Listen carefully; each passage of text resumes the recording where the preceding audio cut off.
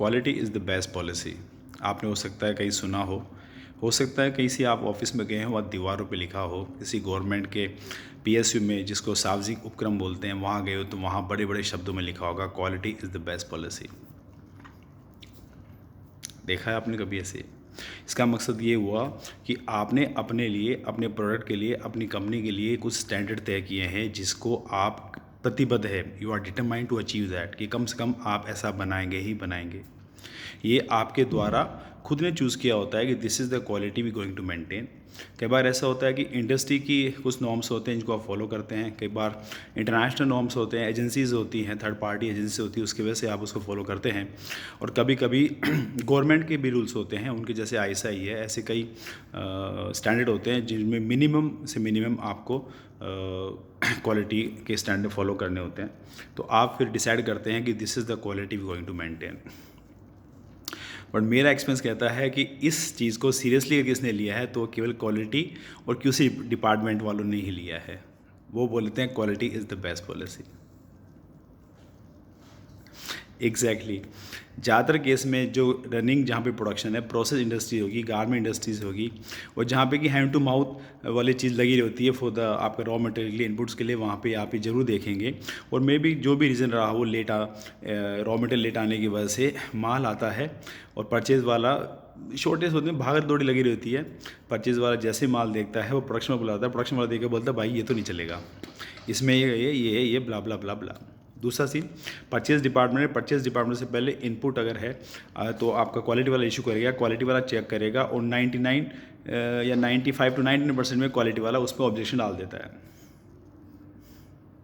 अब बात आ जाती है वापस से परचेज़ पे, स्टोर्स पे, और प्रोडक्शन डिपार्टमेंट इसको यूज़ करना है।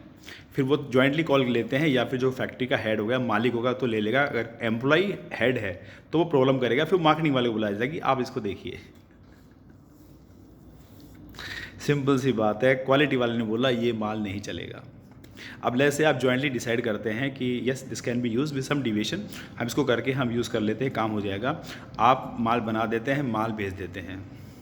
अब दो बातें होगी, पहला कंप्लेन आएगी, कंप्लेन नहीं आएगी। कंप्लेन नहीं आता है तो कोई दिक्कत नहीं, सब ने अपना काम किया, क्वालिटी ने अपना काम किया। और अगर दिक्कत आ जाती है, लेट्स से उसमें दिक्कत आ गई और प्रॉब्लम आ गई है, उसके बाद बात आते आते आ जाएगी मटेरियल पे, तो क्वालिटी पीपल से हमने तो पहले ही कहा था, हमने तो पहले ही रिजेक्ट कर दिया था। क्यों ऐसा होता है कि बाकी डिपार्टमेंट डिसाइड करके उसी प्रोडक्ट को आगे बढ़ाते हैं, क्वालिटी डिपार्टमेंट नहीं करता है? मैंने ज़्यादातर लोगों को कहते सुना है quality by choice, quality by force.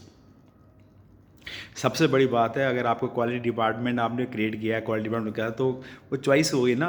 आपने अपना कैरियर चॉइस बनाया क्वालिटी में, that means you wanted to, तो चॉइस तो वहीं से शुरू होती है। आप ही को क्यों सोचते हुए कंपनी आपको सारे ताम झाम कर देगी तभी आप क्वालिटी को फॉलो करेंगे? जब बाकी डिपार्टमेंट उसको एक डिविएशन लेके उस माल को चला रहे हैं तो आप भी तो ऐसा कर सकते हैं। आप ऐसा क्यों कहते नहीं चलेगा, चल गया पास हो गया तो ठीक, नहीं तो हमने तो पहले ही कहा दिया था। इसलिए कहा गया quality is the best policy. उनका सही है, चलता है चले, ना चले ना चले, चल गया तो ठीक, नहीं चला तो भी ठीक। कल जैसे मैंने बात की थी कि marketing is the toughest job, तो ये है आज क्वालिटी डिपार्टमेंट के बारे में। हो सकता है कि आप क्वालिटी डिपार्टमेंट में काम करते हो, आपको वीडियो देख के बुरा भी लग सकता है, पर ट्रस्ट मी, आप अपने दिल पे हाथ रख के रखिएगा, उसके बाद देखिएगा कि क्या जो मैं कह रहा हूँ सही है गलत है। सोच के देखिए इस पर। और जो बाकी डिपार्टमेंट वो इतना सा होता है, जो डिसीजन उन्होंने लिया वो आप भी तो ले सकते हो। आप बोलते हो मैं क्यों रिस्क लूँ, क्यों कल को कुछ हो गया तो मेरे सर पे चढ़ जाएंगे कि आपने क्वालिटी पास क्यों कर दी।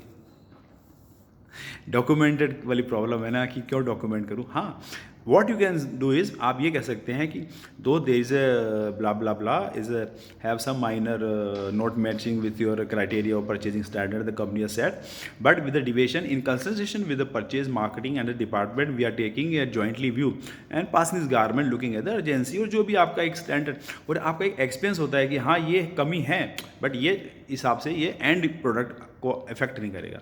Of course if there is a safety product, human life के इन्वॉल्व है तो डेफिनेटली आपको नो करना पड़ेगा सभी डिपार्टमेंट को। बट रोज़मर्रा की ज़्यादातर चीज़ें ऐसी होती हैं जिसमें कि स्टैंडर्ड के हिसाब से चीज़ें मेंटेन नहीं हो पाती है, तो जब बाकी लोग इसको ज्वाइंट लेके आगे कर रहे हैं तो आप भी सेफ ना खेलें, आप भी कह सकते हैं उसके साथ में yes with some deviation we pass the material. और आप अपनी ज़िंदगी में क्वालिटी स्टैंड कर सकते हैं अपने लिए। गिरना बहुत आसान है, उठना बहुत मुश्किल होता है।